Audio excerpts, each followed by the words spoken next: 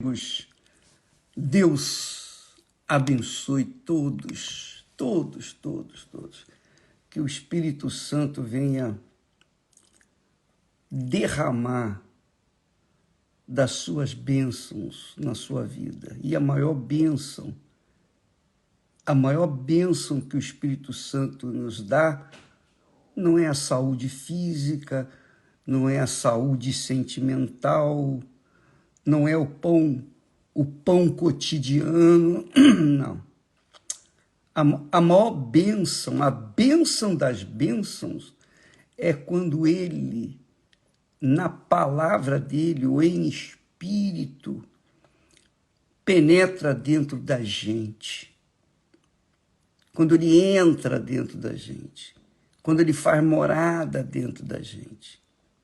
Quando ele usa a nossa inteligência, a nossa capacidade de raciocínio, para revelar, fazer-nos entender a vontade dele para nossas vidas. Bem, essa é a maior bênção, a maior riqueza que alguém pode ter é o Espírito Santo. Não tem riqueza maior. Nada desse mundo é permanente. Mas quem tem o Espírito Santo dentro de si, esse permanece para sempre, por toda a eternidade. É isso que a gente tem tentado passar para as pessoas. Todo santo dia nós estamos aqui falando das maravilhas de Deus, da palavra de Deus. Jesus uma vez disse: as minhas palavras são espírito e vida. Espírito quer dizer inteligência, sabedoria, discernimento, conhecimento. E vida é uma vida que a pessoa tem quando ouve a palavra de Deus. Quando Deus fala, acontece. Mas acontece, por exemplo, no caso de nós, seres humanos, acontece em nossas vidas quando nós ouvimos, atentamos, prestamos atenção e procuramos colocar em prática. Essa é a maior bênção, a maior riqueza que uma pessoa pode ter na sua vida. Você que está me assistindo nesse momento, ou que vai assistir qualquer hora, pense bem, minha amiga, meu amigo. Deus nos deu o raciocínio, a inteligência, a capacidade de pensar, para que nós possamos fazer as melhores escolhas. A alma, o coração, o sopro da vida, o espírito vive, melhor, a alma vivente, que é o coração, ela quer sentir, só sentir. A alma sente o sabor, faz-nos sentir o sabor da comida, faz-nos degustar a comida. Isso é Deus que faz, Deus que criou. A alma faz-nos ter ouvidos para ouvir uma bela música, uma bela mensagem, uma bela palavra. Ele nos dá essa sensibilidade. Também a alma, através dos nossos olhos, os olhos podem contemplar a grandeza de Deus, o pôr do sol, o nascer do sol, a natureza, o mar, e tudo que Deus criou. Também a alma que Deus nos deu nos faz aspirar o bom perfume das flores, de uma comida quando está sendo feita. A alma é esse ser que sente prazer, sente gozo, sente alegria, mas sente tristeza, angústia, solidão, abandono, fome, sede. A alma é esse ser que está aí dentro de você, que ouve estas palavras com os seus ouvidos, vê a nossa imagem com os seus olhos, degusta a palavra de Deus com o sentimento espiritual. Mas quem decide fazer essa alma viver eternamente, ou não, viver com Deus eternamente, ou não, depende da nossa cabeça, da nossa inteligência, do nosso racional. Deus deu sabedoria para todas as pessoas, boas e más, justas e injustas. Todos têm a capacidade de pensar, de raciocinar e decidir o que quer, escolher o que quer. Não era assim no início. No início, o homem não tinha... Adão e Eva não tinham opção. A única opção que eles tinham era o bem, ouvir e obedecer a palavra de Deus. Eles não sabiam o que era o mal, eles não sabiam o que era pecado, eles não sabiam o que era morte, eles não sabiam o que era o sofrimento, a dor, porque só tinha o bem. Tudo era perfeito. Tudo era perfeito. Tudo. Deus colocou um jardim cheio de frutas, flores, beleza, perfume. Tudo isso é seu, Adão e Eva. Usufrui. Tenha o privilégio de usufruir do melhor desta terra. Mas essa árvore aqui, esse fruto aqui, não toque nele, porque o dia que você tocar nele, você vai morrer. Não faça isso. Só isso. Mas a curiosidade de Eva e também passada para Adão, fê-los cair, desobedecer a palavra de Deus. Veja, por exemplo, só para você raciocinar, por favor. Eu não quero ser chato, eu não quero ficar enfadando ninguém com palavras. Olha só, você sabe que Deus chamou Abraão, e Abraão, toda a sua vida, viveu em tendas, em deserto. Abraão ia para lá, vinha para cá, ia para o norte, para o sul, para o leste, oeste, sempre morando em tendas. O sobrinho dele, quando teve a oportunidade de conhecer Sodoma, a mulher dele se encantou com Sodoma. E o que aconteceu? Eles deixaram Abraão. Abraão queria que ele ficasse com ele, mas Ló disse, não, eu vou seguir lá. A minha mulher quer ficar lá, morar lá tem casas, tem coisas mais... Lá não tem que ficar construindo tendas, a gente mora dentro de casa e tal. Então, Ló seguiu o caminho da cidade. É a mesma coisa que acontece hoje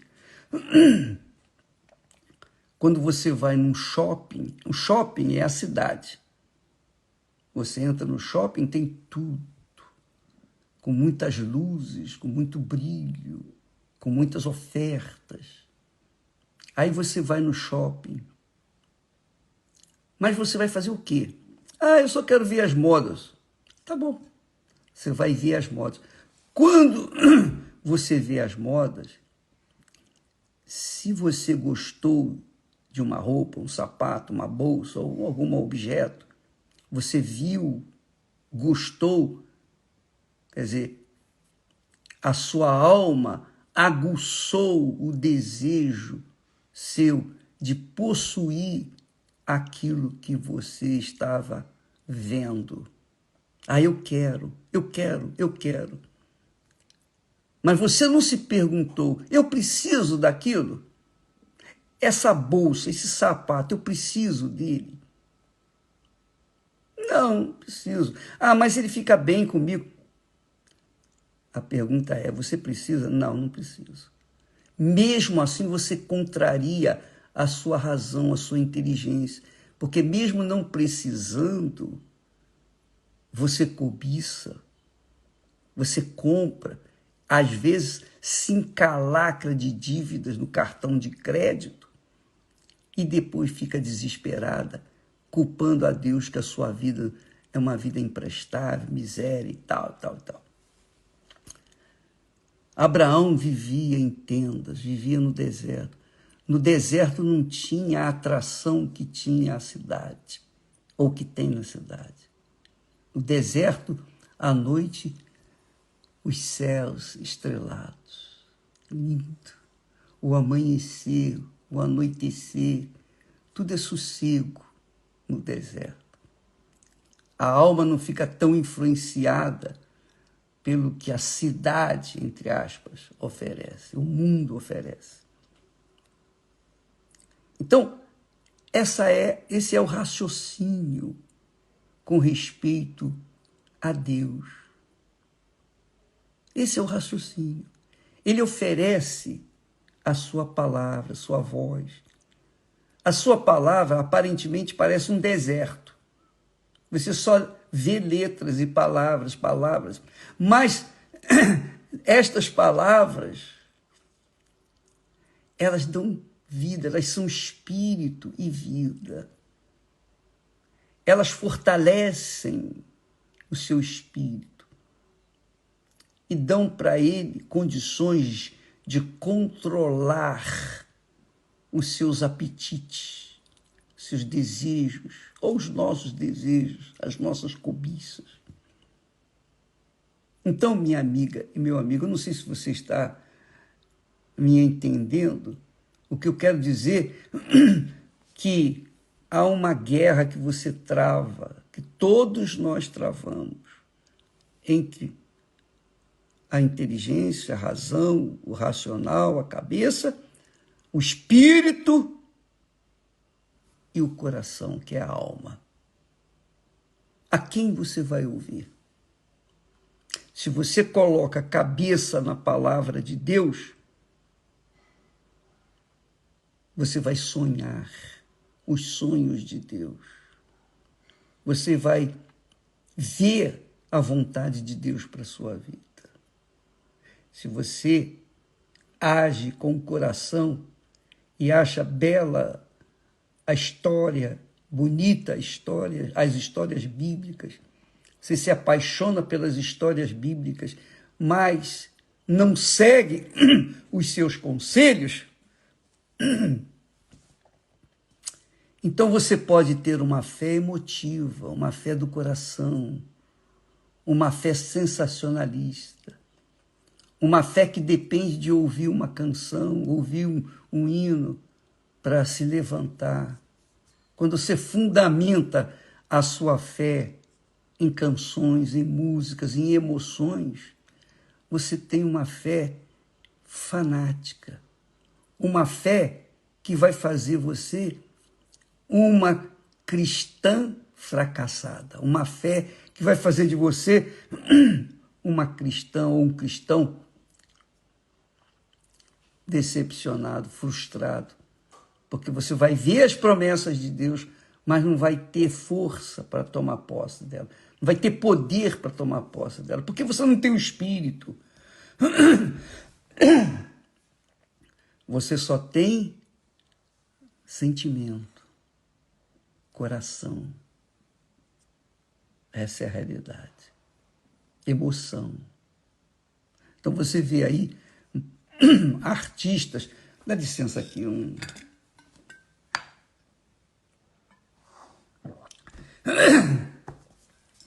Você tem visto aí muitas pessoas influenciadoras, artistas, cantores, jogadores, pessoas de sucesso, pessoas famosas.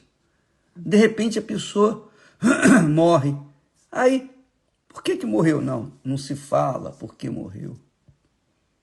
Não se diz a causa da morte.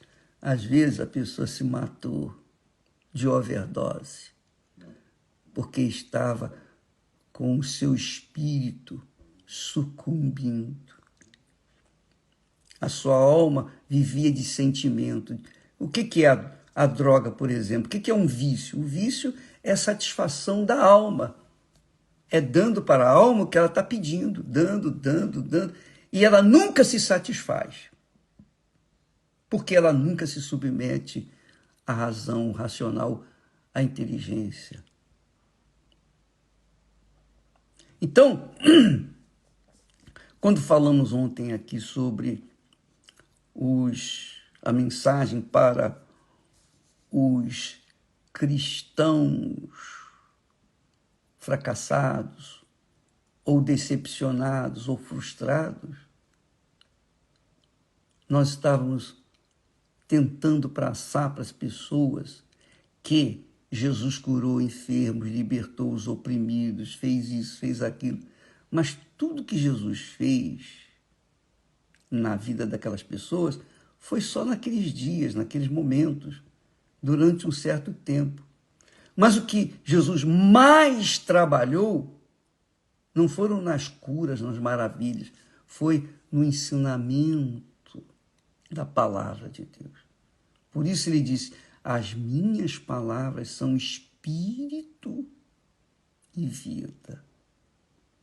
Espírito e vida. Então, você que quer ter uma vida de qualidade, uma vida sem complexo de inferioridade, uma vida que não fique olhando para a vida dos outros, a vida alheia, que os outros têm ou deixam de ter. Não, você olha para si, você cuida de si.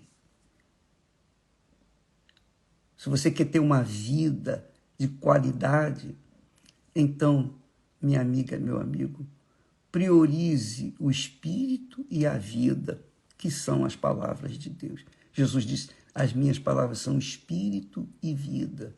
Depois ele fala: conhecereis a verdade, que é a palavra de Deus, e a verdade vos libertará.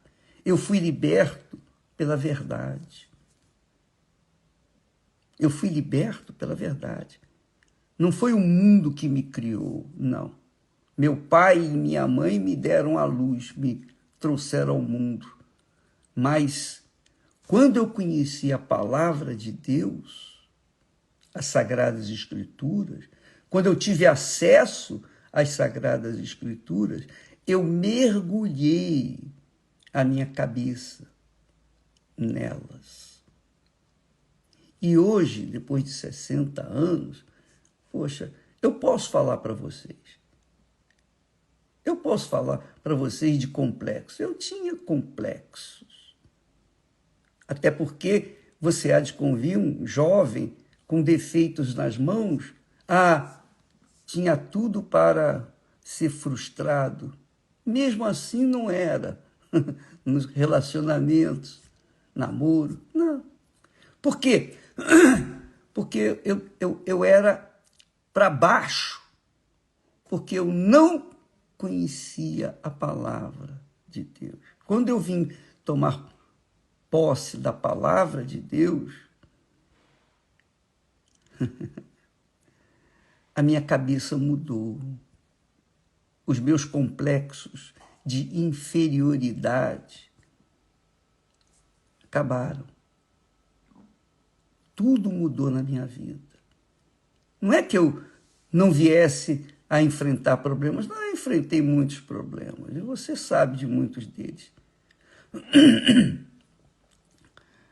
Mas Deus nos tem dado a vitória. Lutas, problemas, nós enfrentamos, mas graças a Deus por isso.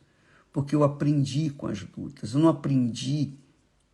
não cresci na fé apenas lendo a palavra de Deus. Eu cresci na fé vivenciando as lutas, os desafios, os problemas que nós encontramos nessa vida.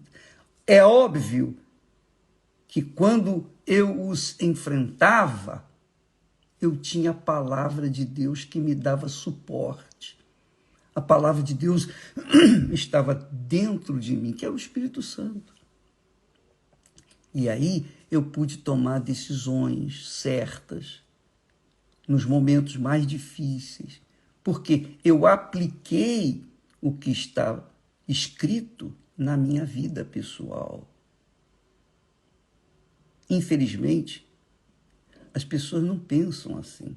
As pessoas pensam em tomar posse, em conquistar dinheiro, em conquistar isso, conquistar aquilo outro. As pessoas estão buscando as coisas desse mundo, o reino desse mundo. Jesus veio e disse: buscai primeiro o reino de Deus. Buscar primeiro o reino de Deus é buscar que o Espírito Santo, o Espírito da palavra de Deus, venha reinar na sua cabeça e conduzi-la de acordo com a vontade dele. Essa é a realidade. Quando o apóstolo Paulo ensina, quando o Espírito Santo, melhor dizendo, ensina através dele, dizendo: se esperamos em Cristo só nesta vida, somos os mais miseráveis de todos os homens. E o que há de miseráveis dentro das igrejas não está no gibi. Porque muitas pessoas só querem as bênçãos, focam as suas vidas, o seu futuro, tudo, estão olhando para as conquistas materiais, para sucesso. Por quê? Porque ficam a olhar para outras pessoas que também estão fazendo sucesso e só Deus sabe como. Fulano, eu também quero. Quer dizer, fica olhando para o shopping do mundo, e deixando de lado os céus. Tendo os céus como o seu telhado, o seu abrigo. Quando a pessoa pensa, raciocina a palavra de Deus, quando ela pensa a palavra de Deus, ela pensa como Deus pensa. E se ela pensa como Deus pensa, ela está mostrando que ela tem uma fé sólida, uma fé palpável, uma fé que vai sustentá-lo. Foi assim os primeiros cristãos. Nem a morte, nem o fogo, nem os leões nas arenas, nem as perseguições, as injustiças, calúnias, nada removeu essa fé de dentro deles. Por quê? Porque era o Espírito e vida de Deus dentro dele. Minha amiga e meu amigo, isso é o melhor que Deus me tem dado. O que Deus me tem dado, nós temos procurado dar para vocês. 100%. Tudo. Eu quero que vocês tenham, no mínimo, tenham o mínimo o que Deus me tem dado. No mínimo. Você entende isso? Em outras palavras, eu quero que vocês tenham infinitamente mais do que Ele me tem dado. Eu fico feliz disso. Se isso acontecer, graças a Deus. E é isso que eu quero que vocês tenham. Mas não adianta eu querer, Deus abençoe você. Eu tenho que passar para vocês aquilo que acontece comigo. As lutas, as dificuldades não são nada, absolutamente nada, quando se tem a mente do nosso Senhor Jesus Cristo, que é o Espírito Santo. O Espírito Santo é o sinal da sua aliança, do seu casamento, do seu pacto com Ele, com Deus. Assim como eu carrego a aliança há 52 anos no dedo, como sinal de que sou comprometido, que eu tenho compromisso aqui na terra com a Esté e vice-versa. Quando eu recebi o Espírito Santo é o sinal de Deus dentro de mim. Sinal que nós somos aliados, casados. E por conta disso, dessa fé, então vem a luta que vier. Nós estamos prontos para enfrentar. Por quê? Porque eu sei que Deus é comigo. E eu quero que vocês também sejam assim. Que tenha uma aliança com Deus, de forma que na hora da luta, dos dissabores, vai ter momentos bons, graças a Deus, mas vai ter problemas, vai haver problemas, vai ter dias, momentos que você vai sentir-se para baixo, mas se você tiver essa convicção dentro da sua cabeça, você vai suportar, você vai vencer, você vai superar e você vai vencer. A estes que Jesus disse, ao vencedor, dar-lhe-ei sentar-se comigo no meu trono, graças a Deus. Meu Pai, que o Espírito Santo venha iluminar o teu povo.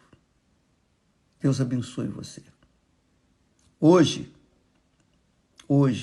em todas as igrejas universal do Reino de Deus, nós estaremos ensinando a como se armar com a armadura de Deus, como se vestir da armadura de Deus. Vá para você aprender a colocar a sua fé inteligente em prática. Deus abençoe a todos e até amanhã. Graças a Deus.